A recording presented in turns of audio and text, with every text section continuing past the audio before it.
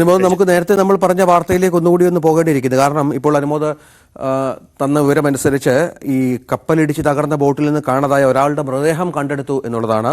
പൊന്നാനി പള്ളിപ്പടി സ്വദേശി ഗഫൂറിന്റെ 46 വയസ്സുകാരനാണ്. അദ്ദേഹത്തിന്റെ മൃതദേഹമാണ് കിട്ടിയത് എന്ന് മനസ്സിലാകുന്നു. അതപ്പോൾ ഒരു ദാരുണമായ സംഭവമായി മാറുകയാണ്. മലപ്പുറം പൊന്നാനിയിൽ നിന്ന് മത്സ്യബന്ധനത്തിന് പോയ ബോട്ടിൽ കപ്പലിടിച്ചാണ് അപകടമുണ്ടായത്. 4 പേരെ ജീവനക്കാർ രക്ഷപ്പെടുത്തി.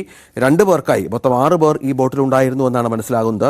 2 പേർക്കായി പൊന്നാനിൽ നിന്നുള്ള മറ്റു ബോട്ടുകൾ തെരച്ചിൽ നടത്തുകയായിരുന്നു. ഇതിനിടയിലാണ് ഇങ്ങനെ ഒരു സംഭവം ഉണ്ടായത്. ഒരു മരണം സ്ഥിരീകരിച്ചു എന്നുള്ളതാണ്. അതിന്റെ വിശദാംശങ്ങൾ ലഭ്യമായിട്ടുണ്ടോ അനുമോദ്?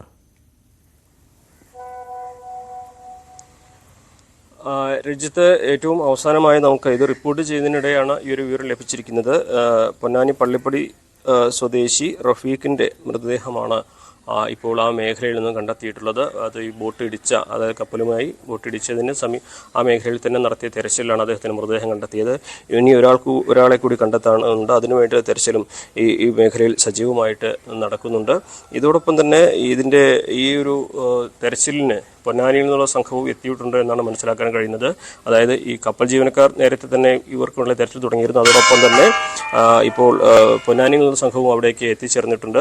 കൂടുതൽ സംഘങ്ങൾ അങ്ങോട്ട് പുറപ്പെട്ടിട്ടുണ്ട്. ഗഫൂർ ഇദ്ദേഹത്തിൻ്റെ മൃതദേഹം ഇങ്ങോട്ട് കൊണ്ടുവരാനുള്ള നടപടികളും പുരോഗമിക്കുന്നുണ്ട് എന്നാണ് അറിയാൻ കഴിയുന്നത്. എന്നാണെങ്കിലും വലിയ ദുഃഖകരമായ ഒരു വാർത്ത തന്നെയാണ് നമുക്ക് ഇന്ന് രാവിലെ പൊന്നാനിയിൽ നിന്ന് നൽകേണ്ടി വരുന്നത്. ഈ തരത്തിൽ തെരച്ചിൽ ഇപ്പോഴും അവിടെ പുരോഗമിക്കുകയാണ്.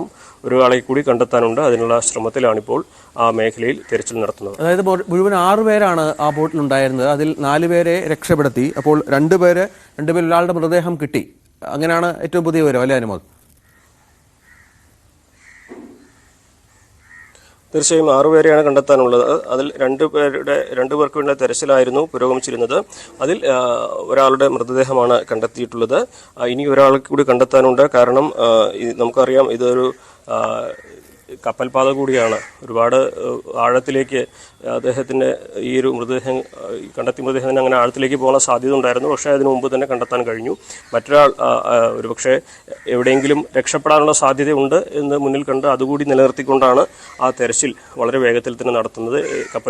ബോട്ടിൻ്റെ അവശിഷ്ടത്തിലോ എവിടെയെങ്കിലും അദ്ദേഹം പിടിച്ചു നിൽക്കാനുള്ള ഒരു സാധ്യത ഉണ്ട് എന്നൊരു പ്രതീക്ഷയിലാണ് ഈ തെരച്ചിൽ സംഘം ഉള്ളത്. അതുകൊണ്ട് തന്നെ നമുക്ക് ആ മേഖലയുടെ കടലിൻ്റെ ഒരു സാഹചര്യം മുഴുവനായിട്ടും അറിയുകയില്ല. എങ്കിലും ഈ പൊന്നാനിയിൽ നിന്നുള്ള ഈ ഒരു മേഖലയിൽ കടലിൽ പോയി പരിചയമുള്ളവർ തന്നെയാണ് അവിടെ ഇപ്പോൾ തെരച്ചിലിന് വേണ്ടി എത്തിയിരിക്കുന്നത്. കോസ്റ്റ് പോലീസും ഉണ്ട്. അതോടൊപ്പം തന്നെ കപ്പൽ ജീവനക്കാരുണ്ട്. അങ്ങനെ എല്ലാവരും സംയുക്തമായുള്ളൊരു തെരച്ചിലും മറ്റുമാണ് ഇപ്പോൾ അവിടെ നടന്നുകൊണ്ടിരിക്കുന്നത്.